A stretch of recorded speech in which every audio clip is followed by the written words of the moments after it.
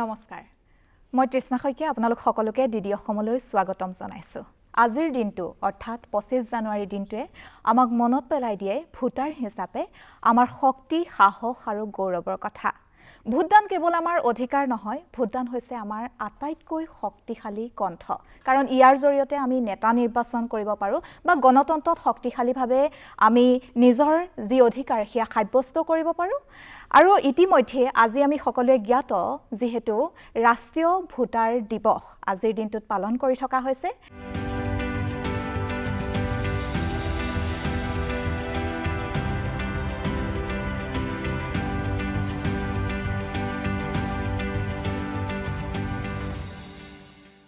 আজি আমি বিভিন্ন বিষয়ত কথা পাতিম ভোটদানৰ গুৰুত্ব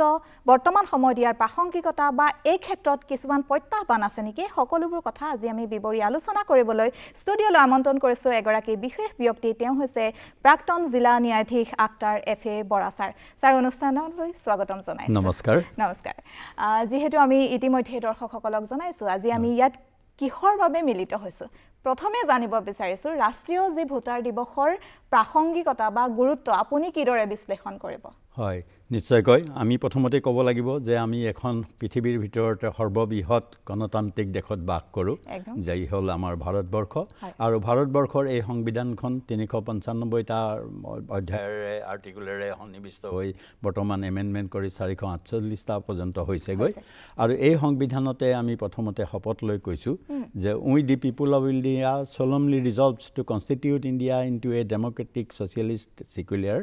republic. So এতিয়া কথাটো হ'ল যে এই ডেমক্ৰেটিক বা গণতন্ত্ৰ এই গণতন্ত্ৰটো কি বা এই গণতন্ত্ৰৰ নাগৰিকৰ অধিকাৰ কি নাগৰিকৰ কৰ্তব্য কি এই সকলোখিনি কথা সন্নিৱিষ্ট হৈ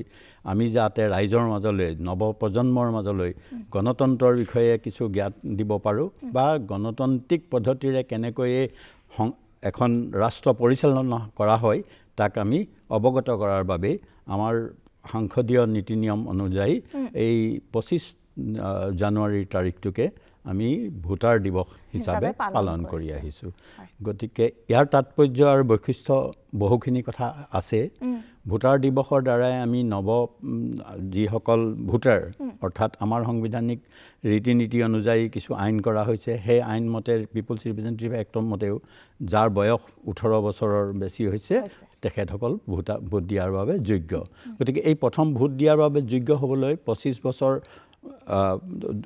জানুৱাৰী মাহৰ প্ৰথম তাৰিখটোতে যিজন ভোটাৰৰ বয়স 18 বছৰ হ'ব তেওঁৰ নাম ভোটাৰ লিষ্টত সন্নিৱিষ্ট হ'ব লাগিব কিন্তু কেৱল সন্নিৱিষ্ট হ'লেইটো নহ'ব ভোটো দিব লাগিব আৰু সেইটো যে তেওঁৰ এটা অধিকাৰ আৰু সেইটো যে এটা মৌলিক অধিকাৰ সেই অধিকাৰৰ পৰা কোনেও কাকো যে খৰ্ব কৰিব নোৱাৰে আৰু তাৰ যি সচেতন ভোটাৰ হিচাপে তেওঁলোকে নিজকে প্ৰতিষ্ঠিত কৰিব পাৰে এজন ভাল নাগৰিক কৰিব পাৰে এইবিলাক বিষয়ক লৈ সজাগতা বৃদ্ধি কৰাৰ বাবে ইলেকশ্যন কমিশ্যন অফ ইণ্ডিয়াই এটা আজিৰ তাৰিখটোকে এই দিৱস হিচাপে পালন কৰি লৈ আৰু সজাগতা বৃদ্ধিৰ প্ৰচেষ্টা হাতত লোৱা হৈছে হয় যেহেতু আমি সকলোৱে জানো যে জাতিটোৰ ভৱিষ্যত গঢ়াৰ ক্ষেত্ৰত এজন নাগৰিকে ভোটদান কৰাটো যথেষ্ট গুৰুত্বপূৰ্ণ তথাপিও বৰ্তমান সময়ত আমি এনেকুৱা দেখিবলৈ পাওঁ বহু যুৱ প্ৰজন্মৰ লোকে ভোটদানৰ পৰা বিৰত থাকে বিভিন্ন কাৰণত সেয়া ব্যক্তিগত কাৰণতো হ'ব পাৰে তেনে ক্ষেত্ৰত আপুনি কি ক'ব মই ভাবোঁ যে গণতান্ত্ৰিক দেশ এখনত শিক্ষা ব্যৱস্থাৰ পৰা আৰম্ভ কৰি সকলো দিশতেই সংবিধানখনক এক প্ৰধান কিতাপ বা ধৰ্মপুথিৰ নিচিনাকৈ মানি ল'ব লাগে আৰু সংবিধানৰ ৰীতি নীতিৰ বিষয়ে জ্ঞান সকলোৰে অলপ হ'লেও থাকিব লাগে যিহেতুকে নতুন প্ৰজন্মই হওক বা শিক্ষাগত ব্যৱস্থাৰ লগত জড়িত হৈ কোনো লোক হয়তো এজন বৈজ্ঞানিক হৈছে কোনোবা এজন ডাক্তৰ হৈছে কোনোবা এজন শিক্ষক হৈছে বিভিন্ন ভিত্তিত আগবাঢ়ি গৈছে কিন্তু দেশখন কেনেকৈ চলিছে ৰাজনীতি শিক্ষা বা ৰাজনীতিবিদ বিভাগত জ্ঞান লোৱাসকলৰ বাহিৰে বা আইন পঢ়াসকলৰ বাহিৰে হয়তো সৰহভাগ লোকেই ভালদৰে নাজানে গতিকে এই নজনা কথাখিনিক আমি সমাজৰ মাজলৈ কেনেকৈ নিব পাৰি আজিকালি অৱশ্যে কৰা হৈছে পাঠ্যক্ৰমৰ মাজতো আমাৰ সংবিধানৰ বিধি ব্যৱস্থাৰ বিষয়ে কিছু উল্লেখ কৰা হৈছে কিন্তু আমি সকলো দিশতেই নতুন প্ৰজন্মক যিসকলে প্ৰথম ভোট দিবলৈ 18 বছৰ বয়স হোৱাৰ লগে লগে পায় আৰু শেষত গোটেই জীৱনটোৱেই তেওঁলোকে নিজৰ অধিকাৰটোক সাব্যস্ত কৰিবলৈ গৈ ভোট দি নিজৰ প্ৰতিনিধি প্ৰতিষ্ঠা কৰিব লাগিব আৰু যেতিয়ালৈকে তেওঁলোকে নিজৰ প্ৰতিনিধিজন সুস্থ সবল আৰু সকলো দিশৰ পৰাই সচেতন ব্যক্তি এজন প্ৰক্ষেপ নকৰে তেতিয়ালৈকে আমি এখন সুস্থ সমাজ গঢ়িব পৰা চৰকাৰ পাম বুলি আশা কৰিব নোৱাৰো গতিকে মই ভাবোঁ যে নৱপ্ৰজন্মৰ মাজত যি সজাগতাৰ অভাৱ হৈছে সেই সজাগতা আমি বৃদ্ধি কৰিব লাগে আৰু এই ক্ষেত্ৰত আমাৰ যি নন গভৰ্ণমেণ্ট অৰ্গেনাইজেশ্যন বা ছ'চিয়েল সামাজিক সমাজ আছে তেওঁলোকেও কিছু প্ৰচেষ্টা হাতত ল'ব লাগে হয় ভোটদান আৰু নিৰ্বাচন আয়োগ দুয়োটাৰ মাজত যথেষ্টখিনি সম্পৰ্ক আছে এই সম্পৰ্কৰ গোটেই কথাখিনি আপুনি কিদৰে ব্যাখ্যা কৰিব দৰ্শকক কেনেদৰে জনাব ভোটদান কথাটো হ'ল নাগৰিকৰ এক অধিকাৰ আমি যেনেকৈ মৌলিক অধিকাৰ আমাৰ সংবিধানে দিছে এই মৌলিক অধিকাৰৰ মাজতে ৰাইট টু এক্সপ্ৰেছন অৰ্থাৎ নিজক প্ৰকাশ কৰাৰ এটা অধিকাৰ দিছে সেই এক্সপ্ৰেছনটো বেলেটৰ দ্বাৰাই হওক বা অন্য দ্বাৰাই লিখিতভাৱেই হওক সেইটো এটা মৌলিক অধিকাৰ গতিকে এই নাগৰিকৰ অধিকাৰখিনি সাব্যস্ত কৰিবলৈ হ'লে ইয়াক যাতে কোনো ফালৰ পৰা বাধাগ্ৰস্ত নহয় তাৰ বাবে সংবিধানে এটা ৰীতি নিৰ্দেশনা দিছে সেই নিৰ্দেশনা মতে 324 পৰা 329লৈকে আমাৰ যি আৰ্টিকুল আছে তাত সেইখিনি সন্নিৱিষ্ট কৰি কোৱা হৈছে যে ভাৰতবৰ্ষত এখন ইলেকশ্যন কমিশ্যন অফ ইণ্ডিয়া বুলি এটা সংস্থাপন প্ৰতিষ্ঠা কৰা হ'ল আৰু সেই সংস্থাটো প্ৰতিষ্ঠা কৰা হৈছিলে 1950 চনত সংবিধানখন প্ৰৱৰ্তন কৰাৰ লগে লগে একে সময়তে প্ৰতিষ্ঠা কৰি 25 জানুৱাৰীৰ তাৰিখটোতে election commission of India establish কৰা হ'ল আৰু এটা সাংবিধানিক অনুষ্ঠান এই অনুষ্ঠানটোৰ কাম আৰু কৰ্তব্য হ'ল কেইবাটাও প্ৰথম কথা হ'ল তেওঁলোকৰ কাম হ'ল যে প্ৰিপেয়াৰিং ইলেক্টৰেল ৰোলছ সেইটো তেওঁলোকে প্ৰতিষ্ঠা কৰিব লাগে তেওঁলোক ইণ্ডিপেণ্ডেণ্ট তেওঁলোকে কাৰোৰ অধীনত কাম কৰিব নালাগে সম্পূৰ্ণ অটনমি আছে আৰু তেওঁলোকে কাৰ্যপালিকাৰ অধীনতো দিহা পৰামৰ্শ বা অন্য একো ল'ব নালাগে অৰ্থাৎ স্বতন্ত্ৰভাৱে তেওঁলোকে কাম কৰিব পাৰে এতিয়া তেওঁলোকৰ কাম হ'ল registering of political parties allocating symbols to the party enforcing model code of conduct throughout the country then scrutinizing nomination papers, deciding electoral disputes, আৰু fundamental independent যিটো বেছিক তেওঁলোকৰ কৰ্তব্য আছে সেই কৰ্তব্যখিনিত তেওঁলোকে যাতে কোনেও তেওঁলোকক ইনফ্লুৱেঞ্চ কৰিব নোৱাৰে তাৰ প্ৰতি সজাগ হৈ তেওঁলোকে ৰাজ্যৰ মাজলৈ ফ্ৰী এণ্ড ফেয়াৰ ইলেকশ্যন কৰিব লাগে গতিকে ইলেকশ্যন কমিশ্যন এটা স্বতন্ত্ৰ বডি ইয়াৰ চিফ ইলেকশ্যন কমিশ্যনাৰ সাধাৰণতে বৰখাস্ত বা আঁতৰাব নোৱাৰে সেইটো এটা প্ৰচেছ সুপ্ৰিম কোৰ্ট জাজসকলক হেৰি কৰাৰ ক্ষেত্ৰত যেনেকৈ ইম্পিচমেণ্ট প্ৰচিডিঅ'ৰ আছে তেনেকুৱা প্ৰচিডিঅ'ৰ ল'ব পাৰে গতিকে তেওঁলোক সম্পূৰ্ণ স্বতন্ত্ৰ আৰু এই স্বতন্ত্ৰ অনুষ্ঠানটোৱে যেতিয়া এটা ইলেকশ্যন পাতে নিৰ্বাচন পাতে তেতিয়া দেখা যায় যে তেওঁলোক সম্পূৰ্ণ নিৰপেক্ষ কোনো ৰাজনৈতিক দলৰ পক্ষত নাথাকে চৰকাৰৰ পক্ষতো নাথাকে আৰু তেওঁলোকে খালি এটা আইনসংগত ব্যৱস্থাৰ মাজেৰে যিখিনি আইন এষ্টাব্লিছ কৰি থোৱা আছে তাৰ মাজেৰে ইলেকশ্যনটো নিয়াৰিকৈ পতাৰ বা নিকাকৈ পতাৰ প্ৰচেষ্টা কৰে গতিকে আমাৰ যি মৌলিক অধিকাৰ সেইখিনি আমি সাব্যস্ত কৰিবলৈ যাওঁতে আমাৰ নতুন প্ৰজন্মই সদায়ে মনত ৰাখিব লাগে যে তেওঁলোকে এখন স্বচ্ছ নিকা আৰু ভাল সমাজ পাবলৈ হ'লে সদায় নিজে সচেতন হিচাপে সঠিক ব্যক্তিকে নিজৰ অধিকাৰটো সাব্যস্ত কৰি ভোটদান কৰিব লাগে আৰু এইখিনিতে আপুনি কথাৰ প্ৰসংগত কৈছে মৌলিক কৰ্তব্যৰ কথা আমি সকলোৱে জানো যে ভোটদানটো আমাৰ এক কেৱল অধিকাৰ নহয় ই আমাৰ কিন্তু কৰ্তব্য এই বাক্য ফাঁকিক আপুনি কিদৰে সৰুগত কৰিব আমি আচলতে এই ক্ষেত্ৰত বুৰঞ্জী আমি দেখা পাওঁ যে গ্ৰেট ব্ৰিটেইনত যেতিয়া প্ৰথমতে সৰ্বপ্ৰথম 1703 চনতে আছবি ভাৰ্চেছ হোৱাইট বুলি এটা কেছত উল্লেখ কৰিছিলে যে wrongful denial of legal right is actionable অৰ্থাৎ কোনো এজন ব্যক্তিক তেওঁৰ ভোট অধিকাৰৰ পৰা যিকোনো কাৰণ নোহোৱাকৈ বৰখাস্ত কৰিব বা আঁতৰাব নোৱাৰিব এই ক্ষেত্ৰত সেই ইংলেণ্ডৰ হাউচ অফ লৰ্ডত তেতিয়াৰ দিনতে প্ৰতিষ্ঠিত হিচাপে কোৱা হ'ল যে অধিকাৰ ভোট দিয়াৰ অধিকাৰ এটা আমাৰ মৌলিক অধিকাৰ এতিয়া আমাৰ সংবিধানখন তাৰ বহু পিছত গঠন কৰা হৈছিলে ৰচিত কৰা হৈছিলে এই সংবিধানতো মৌলিক অধিকাৰ হিচাপে ভোটৰ অধিকাৰটোক সাব্যস্ত কৰা হৈছে কিন্তু আমি নাগৰিক হিচাপে আমাৰ কেইবাটাও অধিকাৰৰ কৰ্তব্যৰ কথা উল্লেখ কৰিছে গণতন্ত্ৰৰ সাৰ্বভৌমত্ব ৰক্ষা কৰাটো আমাৰ এটা মৌলিক কৰ্তব্য গতিকে এই সাৰ্বভৌমত্বটো আমি পাবলৈ হ'লে সভাৰ্ণিটি আমি কেনেকৈ হৈছোঁ আমি নিজকে নিজে শাসন কৰিছোঁ এই নিজকে নিজে শাসন কৰাৰ ব্যৱস্থাটোত যাবলৈ হ'লে আমি ভাবি ল'ব লাগিব বা আমি বুজিব লাগিব যে ballot is more stronger than a bullet গতিকে সেই কথাটো আমি ভোট যে আমাৰ এটা অধিকাৰ আৰু এই অধিকাৰটোৱে যে আমাৰ ৰক্ষণাবেক্ষণ দিয়ে বা আমাৰ গণতন্ত্ৰক সুস্থ সবল কৰি তোলে তাৰ বাবে আমি যিখিনি প্ৰচেষ্টা সেই প্ৰচেষ্টা হাতত ল'ব লাগিব আৰু তাৰ বাবে যিখিনি কৰণীয় আমাৰ আছে সেই কৰ্তব্যখিনি আমি কৰিব লাগিব সেইকাৰণে মই কথাৰ প্ৰসংগত কৈছিলোঁ যে চিভিল ছ'চাইটিজ ৰেছপঞ্চিবিলিটি তেওঁলোকেও আমাৰ গ্ৰাম্য অঞ্চলৰ ভোটাৰসকল যেনেকৈ তেখেতসকলকো অৱগত কৰাব লাগিব যে আপোনালোকে কি কাৰণত ভোট দিব লাগে কেনেকৈ আপোনাৰ প্ৰতিনিধিয়ে সাংসদত আপোনালোকৰ বাবেই কল্যাণকামী ৰাষ্ট্ৰ এখনৰ কল্যাণৰ নাগৰিকৰ কল্যাণৰ বাবে আইন কানুন প্ৰণয়ন কৰিবগৈ পাৰে গতিকে সেইজন ব্যক্তি এনেকুৱা ব্যক্তি হ'ব লাগে যে আপোনাৰ ভোটটোৰ দ্বাৰাই তেওঁ নিৰ্বাচিত হৈ সাংসদত আপোনাৰ কাৰণে আইন বনাই আপোনাৰ সা সুবিধা বা সকলোখিনি ব্যৱস্থা গণতান্ত্ৰিক দেশ এখনত দিব পৰাকৈ কাম কৰিব পাৰে তেনে ক্ষেত্ৰত সাধাৰণ নাগৰিকক সজাগ আৰু সচেতন কৰাত যথেষ্টখিনি গুৰুত্ব আছে এই ক্ষেত্ৰত মই টানিব বিচাৰিছোঁ আন এটা প্ৰসংগ সেয়া হৈছে সংবাদ মাধ্যমৰ এই ক্ষেত্ৰত যথেষ্ট কৰ্তব্য নিশ্চয়কৈ আপুনি ভালকৈ জানে যে সংবাদ মাধ্যমৰ এটা ফৰ্মুলা আছে WEEI formula to encourage the people to entertain the people to inspire the people to inform the people to educate the পিপুল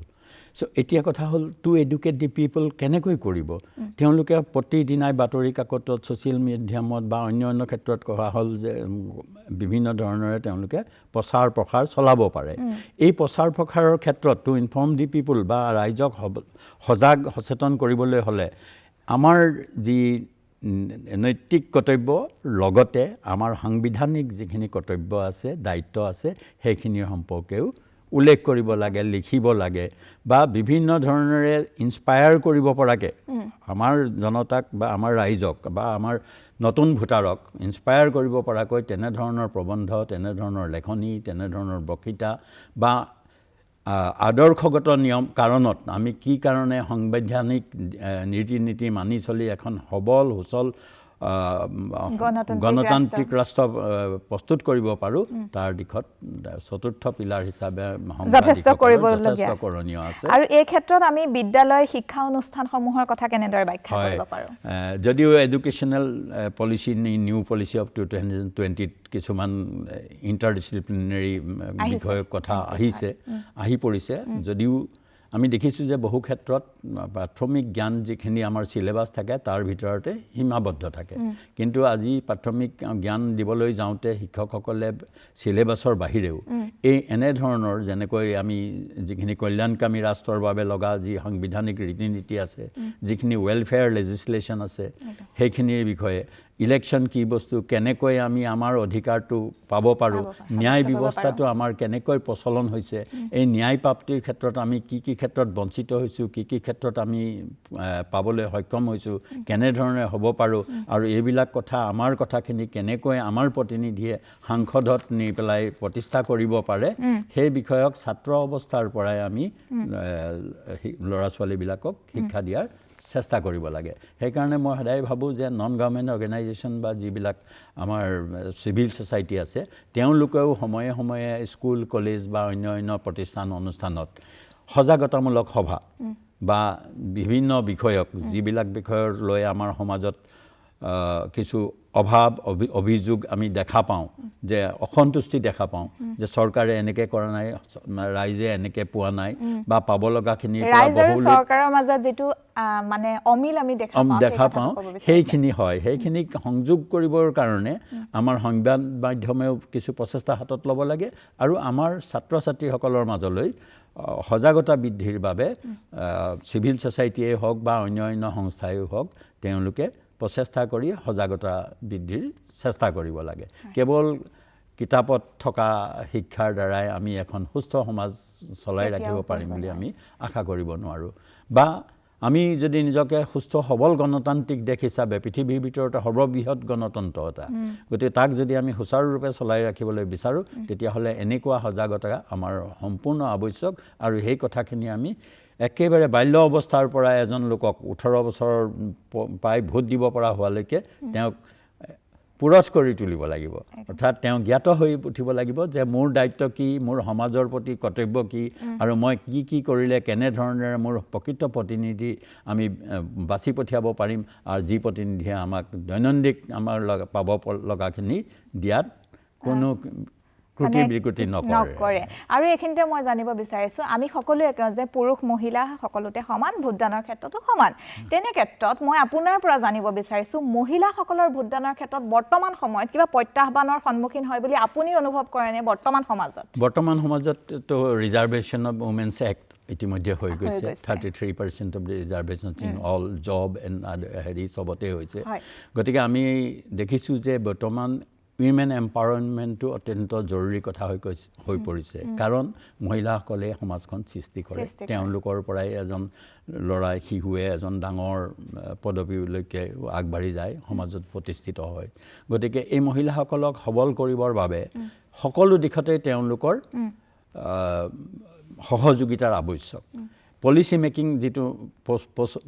প্ৰচিডিঅ'ৰ বা মেথড যিটো আমি সাংসদত আইন প্ৰণয়ন কৰা হয় পলিচি বনোৱা হয় ৰাইজৰ বাবে কাম কৰা হয় তেনে ক্ষেত্ৰত মহিলাৰ যদি অংশ নাথাকে তেতিয়াহ'লে সমাজত হৈ থকা পৰিৱৰ্তন সমাজত হৈ থকা যিখিনি বিধি ব্যৱস্থা যিখিনি ডেফিচিয়েঞ্চি আছে সেইখিনিক তাতে সুপ্ৰতিষ্ঠিত কৰিব নোৱাৰিব গতিকে মহিলাৰ যদি সম্পূৰ্ণ আনুষ্ঠানিকভাৱে প্ৰতিটো ক্ষেত্ৰতেই অৱদান থাকে অংশগ্ৰহণ কৰে তেতিয়াহ'লে মই ভাবোঁ যে মহিলাৰ সবলীকৰণে আমাৰ ভৱিষ্যতৰ সমাজখনক বহুখিনি আগুৱাই নিবলৈ সক্ষম হ'ব সেইকাৰণে আমাৰ জনপ্ৰতিনিধি নিৰ্বাচন কৰোঁতেও আমি সজাগ হ'ব লাগে সঠিক শিক্ষাগত অৰ্হতা থকা বা সঠিকভাৱে সমাজক কাম কৰিব পৰা মহিলাসকলকো আমাৰ এই ৰাইট টু ভোট যিটো আমাৰ অধিকাৰ সেই অধিকাৰটোৰ দ্বাৰাই আমি তেওঁলোকক আগবঢ়াই দিব লাগে তেতিয়াহে আমি এখন সুস্থ সবল সমাজ ভৱিষ্যতৰ বাবে আমাৰ গঢ় লৈ উঠিব পৰা এখন সমাজ আমি পাবলৈ আশা কৰিব পাৰিম আৰু এইখিনিতে জানিব বিচাৰিছোঁ জ্ঞাত ভোটদান মই আকৌ এবাৰ কৈছোঁ জ্ঞাত ভোটদানে আমাৰ সুশাসনত কেনেধৰণে প্ৰভাৱ পেলায় এতিয়া কথা হৈছে যে আমি ভোট অব্লিগেশ্যন বুলি ভাবি লৈ পেলাই যদি আমি কেৱল ভোট দিবলৈ যাওঁ বা আমি উপৰুৱাকৈ শুনি মেলি ভাবোঁ যে এনেকৈ আমি ভোট দিলে আমুকক দিলে ভাল হয় ৰাজনৈতিক দলৰ কথা হওক বা অন্য ধৰণৰে ইনফ্লুৱেঞ্চ ধৰ্ম জাত আদি বিভিন্ন কথা সময়ত সমাজৰ মাজলৈ আহি পৰে কিন্তু এই কথাখিনিৰ সময়তে আপুনি যিটো শব্দ কৈছে কি ভোট জ্ঞাত ভোটটো এনেকুৱা ধৰণৰ হ'ব যে তেওঁ ফুল্লি নিজেই এম্পাৱাৰ্ড নিজেই জানে যে মই কি কৰিব লাগে আৰু নিজেই ভালকৈ জানিব লাগে যে আমাৰ সমাজখনত কি হৈ আছে গতিকে আমাৰ সমাজখনত হৈ থকা কথাখিনি আমাৰ সমাজখনত প্ৰচলিত বিধি ব্যৱস্থাত যিখিনি খামখেয়ালি আমি দেখা পাওঁ তাক উপলব্ধি কৰি আমি এনেকুৱা এজন ব্যক্তিক নিৰ্বাচন কৰিব লাগে বা ভোট দিব লাগে যি ভোটটোৰ দ্বাৰাই মোৰ যি অধিকাৰ সেই অধিকাৰটোৰ দ্বাৰাই সমাজত কামত আহিব লগা এজন ব্যক্তিক আমি আগবঢ়াই দিব পাৰোঁ সেইকাৰণে আমি কওঁ যে জ্ঞাত ভোট বা যিসকলে নিজেই ভালকৈ সকলোখিনি কথা জানি শুনি সাংবিধানিক বিধি ব্যৱস্থাৰ কথা জানি সতৰ্ক হৈ পেলাই ভোট দিয়ে তেতিয়া তেওঁলোকে সঠিক ব্যক্তিক আমাৰ সাংসদলৈ নিৰ্বাচন কৰি পঠিয়াব আৰু সেই নিৰ্বাচন কৰি পঠিওৱা লোকসকলে সম্পূৰ্ণ শাসন আমাক কৰিব গতিকে আমি কওঁ যে আমি নিজকে নিজে শাসন কৰোঁ কিন্তু কেনেকৈ কৰোঁ আমি আমাৰ হৈ এজনক প্ৰতিনিধি বাছি পঠিয়াওঁ এই বাছি পঠোৱাৰ ক্ষেত্ৰত যদি আমি ভুল কৰি পঠিয়াওঁ তেতিয়াহ'লে আমি আমাক নিজকে ভুলকৈ শাসন কৰিম গতিকে সেই ক্ষেত্ৰত আমি সদায় সজাগ হ'ব লাগে আৰু জ্ঞাত ভোটাৰেহে সঠিক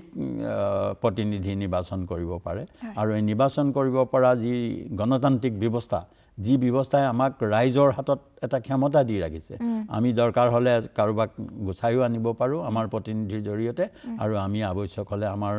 নিজৰ সমাজখন কেনেদৰে চলিব লাগে বা কেনেকৈ চলিলে আমাৰ সমাজখনৰ কেও দিশৰ পৰা উন্নতি সাধন হ'ব সেই কথাখিনি জানিবৰ বাবে বা কৰাবৰ বাবে আমি নিজেই সক্ষম আমাৰ ভোটটোৰ মূল্য অত্যন্ত বেছি হয় এইখিনিতে মই জানিব বিচাৰিছোঁ আজি যিহেতু ৰাষ্ট্ৰীয় ভোটাৰ দিৱস উপলক্ষে আমি এইদৰে মিলিত হৈছোঁ তেনে ক্ষেত্ৰত কেৱল বছৰটোৰ এটা দিনেই ৰাষ্ট্ৰীয় ভোটাৰ দিৱস হিচাপে পালন কৰি আমি এখন সুস্থ গণতন্ত্ৰ নিৰ্বাচন কৰিব পাৰোঁ জানো হয় এতিয়া কথা হ'ল যে নিয়মমতে প্ৰতি 5 বছৰ মূৰে মূৰে ভোট সংগ্ৰহ হৈ পেলাই সংসদলৈ নিৰ্বাচন হয় কিন্তু 5 বছৰৰ ভিতৰত যদি আমি বছৰত এবাৰকৈ কেৱল এনেকৈ ধৰণেৰে ভোটৰ বিষয়ে ভোটৰ পালন কৰোঁ বা আলোচনা কৰোঁ ই সম্পূৰ্ণ কেতিয়াও হ'ব নোৱাৰে মই ভাবোঁ যে এতিয়া হয়তো ইলেকশ্যন কমিশ্যন অৱ ইণ্ডিয়া এটা স্বতন্ত্ৰ অনুষ্ঠান সাংবিধানিক অনুষ্ঠান তেওঁলোকে এতিয়া বছৰত এনে ধৰণেৰে জানুৱাৰী মাহৰ 25 তাৰিখটোৰ দিনাই সকলোকে অৱগত কৰাই এৱেৰ কৰি ভোটাৰসকলক সজাগ কৰিবৰ বাবে বা তেওঁলোকৰ নাম সন্নিবিষ্ট কৰাবৰ বাবে প্ৰচেষ্টা হাতত লয় কিন্তু মই ভাবোঁ যে ইলেকশ্যন কমিশ্যনে হওক বা ইণ্ডিয়ান গভৰ্ণমেণ্টৰ পলিচি মেকিঙত এনেকুৱা এটা ব্যৱস্থা কৰিব লাগে যে প্ৰতি শিক্ষানুষ্ঠানত যিসকলৰ শিক্ষাৰ্থীসকল গৈ আজি 2 বছৰৰ ভিতৰত 18 বছৰ হ'বগৈ তেওঁলোকৰ মাজলৈ ভোটৰ অধিকাৰ দায়িত্ব কৰ্তব্য আৰু ট্ৰু ইলেকশ্যনাৰিং ক'ত ইয়াত ভুল কুটি আছে সেইখিনি বিষয়ত আলোচনা হ'ব লাগে সেমিনাৰ হ'ব লাগে ৱৰ্কশ্বপ হ'ব লাগে আমাৰ এইখিনিতে এটা ভুল ধাৰণা আছে যে এই কথাখিনি আজি আমি যেখিনি কথা আলোচনা কৰিছো ভোটদান হওক নিৰ্বাচন আয়োগ হওক বা সংবিধানৰ কথা হওক এইখিনি কেৱল যে ৰাজনীতি বিজ্ঞানৰ এজন মানে ছাত্ৰই জানিব লাগে হিচাপে আমি বহুতে তেনে ধৰণে ভাবি লওঁ নহয় জানো তেনে ক্ষেত্ৰত আমি নাগৰিক হিচাপে এইখিনি কথা নাগৰিক হিচাপে আমি এতিয়া অলপ গা এৰা দিয়া নিচিনাকৈ চলো আমি আজি আইনে নাজানো কিবা কথা নাজানো আমি ভাবোঁ উকিল এজনেহে জানিব তেওঁৰ ওচৰতে যাব লাগে বা জানি ল'ব লাগে ডাক্তৰ এজনে ভাবিব যে এইটো মোৰ বিষয় নহয় এই বিষয়ত মই জানিব নালাগে কিন্তু আমি এজন শিক্ষক হওক এজন খেতিয়ক হওক এজন গাড়ী চালক হওক এজন উচ্চপদস্থ অফিচাৰ হওক সমাজৰ মাজত সকলো সমান আইন সকলোৰে বাবে একেই গতিকে এই সকলোখিনি মানুহে নিজৰ বাবে লগা আৱশ্যকীয় বস্তুখিনি যেনেকৈ আমি সাজপাৰৰ প্ৰতিটো ঘড়ীটোৰ পৰা জোতাৰ ফিটাডাল মৰালৈকে আমি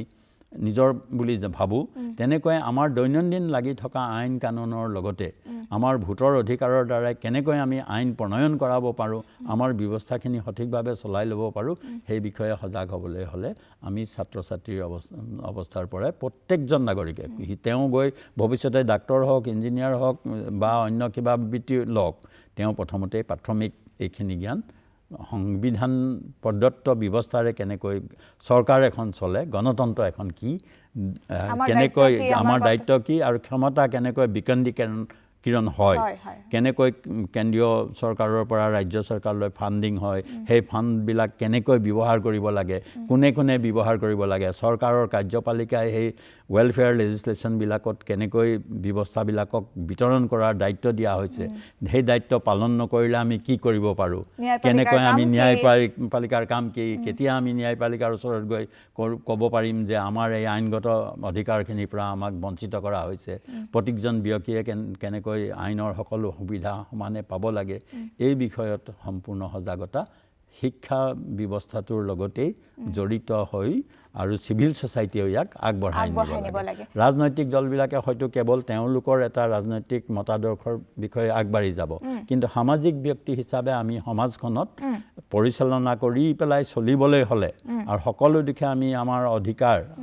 সাব্যস্ত কৰি সন্মানে জীয়াই থাকিবলৈ হ'লে আমি আমাৰ লগত থকা মানুহখিনিক জ্ঞানৰ আইনৰ সংবিধানৰ ব্যৱস্থাৱলীৰ বিষয়ে ক'ব পাৰিব লাগিব জানিব লাগিব হয় এখিনিতে আৰু এটা কথা মই জানিব বিচাৰিছো আপোনাৰ পৰা যেহেতু আমি জানো বৰ্তমান এনেকুৱা গাঁৱত বহু লোক আছে যি নিৰক্ষৰ নহয় জানো তেনে ক্ষেত্ৰত এই গ্ৰাম্য অঞ্চলৰ সেই লোকসকল আৰু নগৰীয়া অঞ্চলৰ যিসকল লোক আছে সেই ভোটাৰসকলৰ মাজত কেনেদৰে আমি যেটো সমান প্ৰভাৱ আমি বিস্তাৰ কৰি ৰাখিব পাৰোঁ হয় এতিয়া আমি দেখিছো যে সমাজকামী বা সমাজ কল্যাণত কাম কৰিবলৈ বা সামাজিক কাম কৰিবলৈ বহু লোক আগবাঢ়ি আহে কিন্তু তেওঁলোকে সামাজিক ব্যৱস্থাটোৰ লগত খাপ খুৱাই পেলাই কিছুমান কাম কৰিব লাগে সভা সমিতি পাতে ৰাজনৈতিক দলসকলেও বিভিন্ন ধৰণৰ ৰাইজক কথা কয় জ্ঞান বা বিশেষ কিছুমান বিষয়ত তেওঁলোকৰ মতাদৰ্শন দাঙি ধৰে কিন্তু এই কথাখিনিত আমি দেখিবলৈ পাইছোঁ যে গ্ৰাম্য অঞ্চলৰ বহু লোকেই বহু কথা নজনাৰ ক্ষেত্ৰত বা অতি সহজ সৰল হোৱাৰ ক্ষেত্ৰত তেওঁলোক বঞ্চিত হৈ থাকে এই বঞ্চিত নহবৰ বাবে আমি প্ৰথমতেই নাগৰিকসকল ছাত্ৰ ছাত্ৰীসকল আৰু বিশেষকৈ প্ৰেছ এণ্ড মিডিয়া সজাগ হ'ব লাগিব তেওঁলোকে সজাগ হৈ এই লোকসকলক সজাগ কৰি তুলিব লাগিব তেওঁলোকৰ অধিকাৰ সম্পৰ্কে তেওঁলোকক অৱগত কৰিব লাগিব এতিয়া এজন নাগৰিকৰ অধিকাৰ যেনেকৈ আমি কৈ আছোঁ যে মৌলিক অধিকাৰ মই ভাৰতবৰ্ষৰ বিভিন্ন জেগাত য'তেই নহওক ব্যৱসায় কৰিবলৈ যাবলৈ মোৰ অধিকাৰ আছে মোক যদি আজি এটা ৰাস্তাৰে কোনোবাই যাবলৈ বাধা দি কয় এখন মোৰ গাঁও তুমি এইখন গাঁৱৰে আহিব নোৱাৰিবা তেতিয়াহ'লে কি হ'ব তেওঁক আইনে ব্যৱস্থা ল'ব তেওঁ ৰংফুল ৰেষ্টেইনত কেছ হ'ব আৰু সেই কেছ বা বিচাৰ ব্যৱস্থা কৰি দিবলৈ ন্যায়পালিকা আছে ন্যায়পালিকাৰ আণ্ডাৰত যি কাৰ্যপালিকা পুলিচ বা অন্য বিভাগ আছে সেইবিলাকে কাম কৰিব লাগিব গতিকে এই যি চৰকাৰী মেচিনাৰীটো চলি আছে কেনেকৈ চলিছে কি ধৰণেৰে চলিছে আৰু তাৰ পৰা আমি গাঁৱলীয়া লোকসকলে বা যিসকল হয়তো কম শিক্ষিত তেওঁলোকেও কেনেকৈ তেওঁলোকৰ সম অধিকাৰ পায় সেই বিষয়ে অৱগত হ'বলৈ আজিকালি আমাৰ আৰু কিছুমান ব্যৱস্থা আছে যেনেকৈ নেশ্যনেল লিগেল ছাৰ্ভিচ অথৰিটি তাৰ জৰিয়তে গোটেই ৰাষ্ট্ৰতেই গোটেই গাঁও পৰ্যন্ত মহকুমা জিলা সকলোতেই সজাগতা বৃদ্ধি কৰাৰ চেষ্টা কৰা হৈছে যাতে আমি সকলো সমান আমাৰ অধিকাৰো আমাৰ সমান অধিকাৰ আছে আৰু আমি access to justice for all ন্যায় সকলোৰে বাবে গতিকে এই ন্যায় সকলোৰে বাবে কথাটো যেতিয়া আমি উপলব্ধি কৰিবলৈ যাম এই বিভিন্ন সংস্থা বা অনুষ্ঠানৰ জৰিয়তে যেতিয়া আমি ৰাইজৰ মাজত বিতৰণ কৰিবলৈ চেষ্টা কৰিম তেতিয়া আমি গম পাম যে সেই সকল লোকো সজাগ হৈ আহিব তেওঁলোকেও জানিব যে তুমি আৰু মই একেখন দেশৰে নাগৰিক আমি কেতিয়াও আমাৰ গণতন্ত্ৰ সম্পূৰ্ণৰূপে থাকিব ভূপেন হাজৰিকাদেৱে কোৱাৰ দৰে একেখন নাৱৰে যাত্ৰী আমি গতিকে যেতিয়া আমি একেখন নাৱৰে যাত্ৰী তেতিয়াহ'লে আমি ইজনে সিজনক হাতত ধৰি চলিব লাগে এই হাতত ধৰি চলাৰ ব্যৱস্থাটোৰ লগত চৰকাৰী কিছুমান ব্যৱস্থা আছে আমি সজাগতা সভা পাতিব লাগে বিভিন্ন গাঁও বা পিছপৰা অঞ্চলত যাব লাগে বিভিন্ন পিছপৰা শ্ৰেণী বা অনগ্ৰহৰ অঞ্চলত কি ধৰণেৰে ৱেলফেয়াৰ লেজিসলেশ্যনবিলাক কল্যাণকামী ৰাষ্ট্ৰৰ যিখিনি সা সুবিধা পাব লাগে তেওঁলোকে পাইছেনে নাই দিছুনে নাই বা দিয়াৰ পাছতো তেওঁলোকে ল'ব জানিছেনে নাই এইখিনি তদাৰক কৰিব লাগে সেই দায়িত্ব আমাৰ নিজৰ আমি প্ৰত্যেকে নিজে জানিব লাগিব যে মোৰ কাষত মোৰ ঘৰৰ ওচৰত কোনোবা লোকে কিবা অসুবিধা পৰি আছে নেকি যদি অসুবিধাত আছে তেওঁ